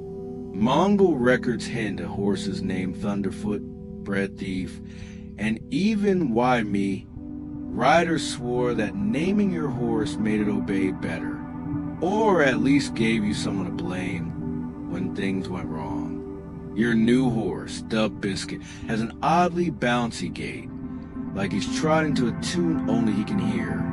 It's jarring at first, but you get used to it. Sort of. Out here, station distances stretch farther. Fewer outposts, fewer people. Just a land and the lines drawn across it by invisible ink and horse hooves. You start to wonder, what's even in this scroll? It's heavier today, metaphorically speaking. A letter of war, a decree of pardon, a request for more goat cheese. You'll never know, but you carry it anyway. Historians still argue whether the Mongol postal couriers were fully literate or relied entirely on verbal instruction for context. Some sources suggest top-level messengers could read the basics, while others believe the scrolls were trusted to stay sealed and simply handed off like sacred cargo. Either way, the system worked, and you're part of that now. Late in the day, you stop at a lone relay. Just a thatched hut barely visible in the tall grass. No station keeper. Just a clay pot of water, a tether post, and a single ribbon of fabric tied to a stick. Green for safe, red for trouble. It's green today. You pause for a sip, check your gear, stretch your back. The sun hangs low, spilling gold across the world. You take a moment to just stand there and breathe. This is the part they don't mention in history books. The stillness, the way the empire hums quietly through you, not as flags or war cries, but as hoofbeats, warm milk, frostbitten toes, and a scroll tucked close to your heart. Then, as if summoned by the thought, a thunder of hooves breaks the quiet. A second rider, flying a different banner, tears past in the opposite direction. You barely glimpse his face, young, wind-burned, focused. You nod. He doesn't see. He's gone. That's the yam. Paths cross, but never linger. You ride again as the shadows stretch long. Ahead, faint on the horizon, you spot smoke curling upward, a proper outpost. If luck holds, you think of food, of rest, of how weirdly you miss regret already. The lion's paw scroll still rides with you, nestled close, like a heartbeat in wax. And the wind, colder now, seems to whisper its own messages. Fragment of 1,000 letters you'll never read. You just carry the scent of them. The sun is almost gone now. Its last rays glance off the steppe, like the dying embers of a hearth fire, setting the tall grasses ablaze in a slow golden shimmer. You shift in the saddle, your legs sore, your back stiff, your mouth dry enough to qualify as its own desert. But the outpost is close. You can feel it. Sure enough, you crest a gentle rise, and there it is, a proper yam station, roof intact, smoke rising from the chimney, a few tethered horses stamping near the corral. The sight is enough to make you laugh out loud. You don't even care that your laugh sounds like someone stepped on a bagpipe. Inside, the keeper is a stout woman with forearms like tree trunks and a voice that could sand wood. She greets you with a nod, a wooden cup of broth, and a glance at your wax-sealed scroll. Important? She asks, more as an observation than a question. You shrug. Probably. She nods again and hands you bread so dense it might qualify as armor. You find a quiet corner near the stove, stretch out your legs, and finally exhale. This may not be your final stop, but it's the last big one before your delivery. Mainstream historical fact. By the late 13th century, the yam system stretched over 200,000 miles and included over 1,400 relay stations. It was a logistical marvel, with detailed records of routes, distances, horse rotations, and supply inventories, all designed to ensure communication moved as fast as possible across a truly massive empire. The keeper fusses with the stove, muttering about damp wood. Somewhere nearby, a chicken clucks indignantly. A dog barks once, then settles again. You sip the broth. It's fishy, smoky, a little weird, and completely perfect. The kind of food that only makes sense when you're completely exhausted. After dinner, you help brush down your horse. His name, it turns out, is something unpronounceable involving 3 consonants in a row. You call him Toast. Toast tolerates your presence. As night settles, you chat briefly with another courier, young, nervous, clearly on their first big ride. You offer some advice. Don't eat anything green if it's not supposed to be. They nod solemnly like it's scripture. You also teach them the boot shake trick, how to check for scorpions before putting on your shoes. They laugh nervously. You don't. Quirky detail. Some yam riders carry tiny carved tokens, lucky charms, family emblems, or in one recorded case, a petrified frog.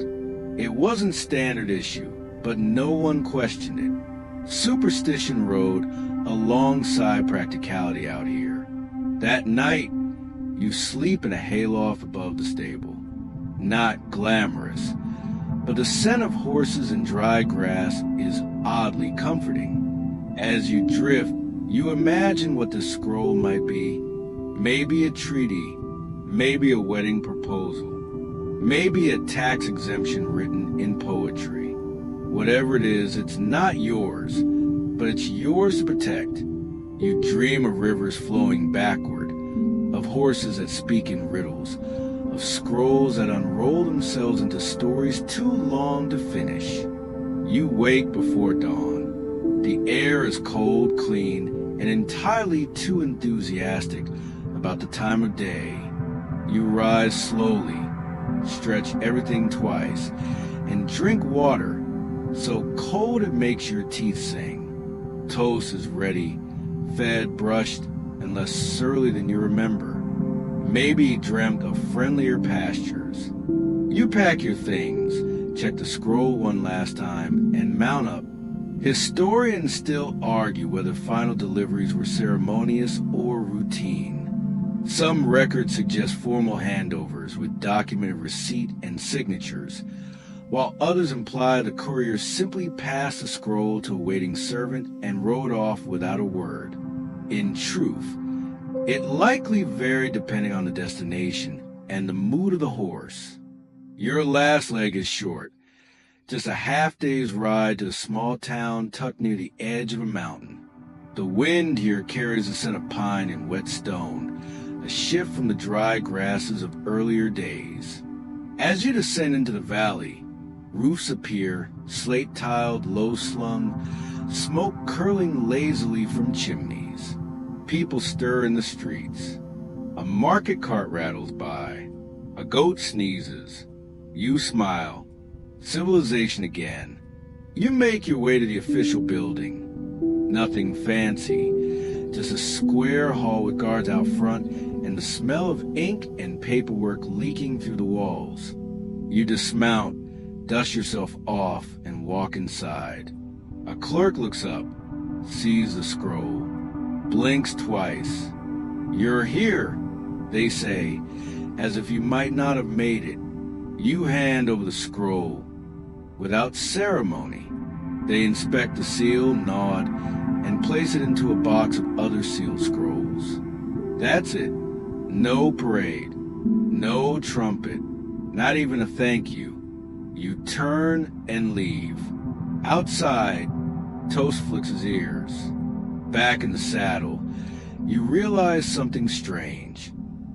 You're already thinking about your next route, about other places, other scrolls, other stories tucked in wax and hope, because this quiet, constant, dusty thread that stitches empires together isn't just a job, it's a life. And somehow, it smells like cardamom and dust and boiled horse blankets, a scent you come to love. You leave the town behind as the sun rises gently, laying soft amber light across the steppe, like someone's pulled a blanket over the world. Toast plods along without complaint now, his hooves making that familiar clop-thud-clop rhythm that your bones seem to hum along with. You've delivered your scroll. You could stop, but something keeps you moving. Maybe it's habit, maybe it's momentum, or maybe, just maybe, it's because the yam isn't really about destinations at all. It's about the stretch of road in between, the quiet bits, the clatter and dust, the wind-burned cheeks, the strangers you meet, the jokes passed between saddles. All of it stitched together in a system so absurdly ambitious, it feels like a bedtime story whispered into a storm. Mainstream historical fact. The yam wasn't just a series of horses and huts. It was also a vast administrative apparatus that included route planners, relay commanders, provisioning officers, and scribes who tracked every detail from grain rations to weather conditions. It took thousands of people working behind the scenes to keep the riders moving. You pass a cluster of yurts now, smoke curling from their chimneys. A dog runs out to bark at you, and then just as quickly runs away. Children wave. You wave back. Further up the trail, you stop at a spring bubbling through a pile of mossy rocks. The water tastes like stone and snow melt, like the kind of purity you bottle and sell today for $12 a sip. You sit a while. No rush now. From here, you can almost see the whole route behind you. Not literally, of course, but in your head.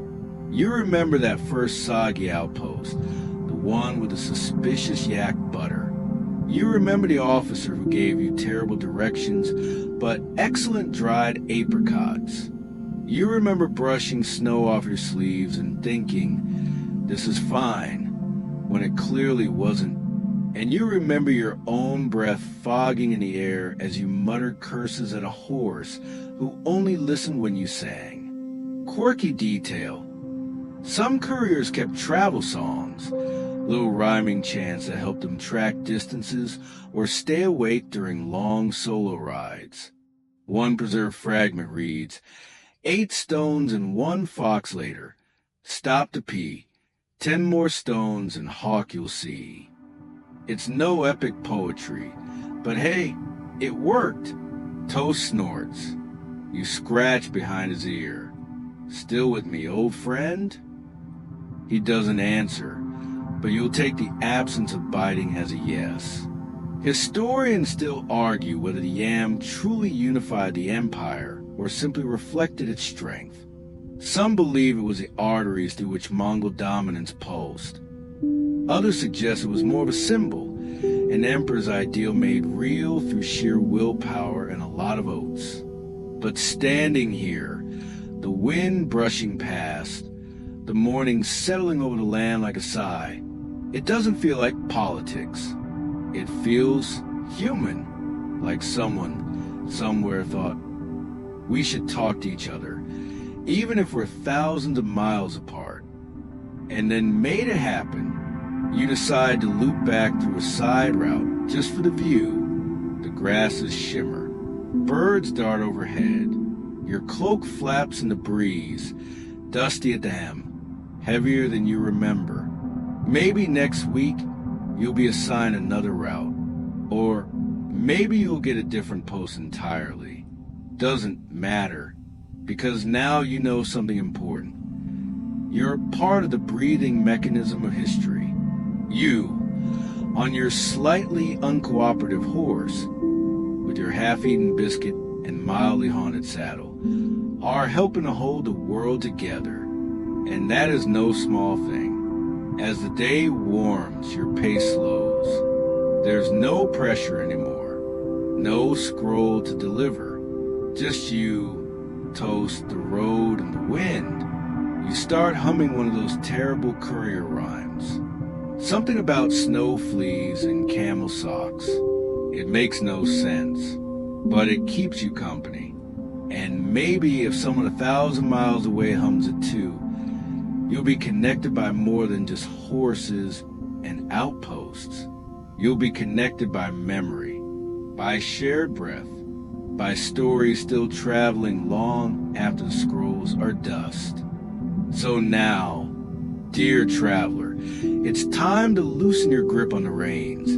Let the saddle fade beneath you and drift gently, peacefully, into the hush that follows a journey well taken. The horses are stabled, the scrolls delivered, the roads rest in moonlight.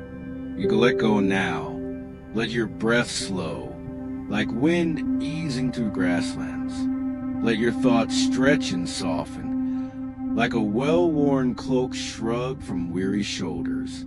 There's no rush, no message waiting, no empire expecting a return before dawn. There's only this moment, quiet and wide as a step. The kind of quiet that holds everything it's seen. The thunder of hooves, the whispers of couriers, the rustle of tents, the crackle of fires gone out. In your mind's eye, see the final station light dim. The air cools just slightly, wrapping you in stillness. Even the memory of your horse fades, hoofbeats fading into dreams. Whatever waits for you tomorrow, the dishes, the deadlines, the real-world scrolls of modern life, it can all pause here, because tonight you were part of something ancient, something vast, something invisible, yet incredibly real. And now that story can rest too. So breathe in, slowly. Feel the dust settle, the map fold. Exhale. Let the stars ride overhead. Let sleep take the reins.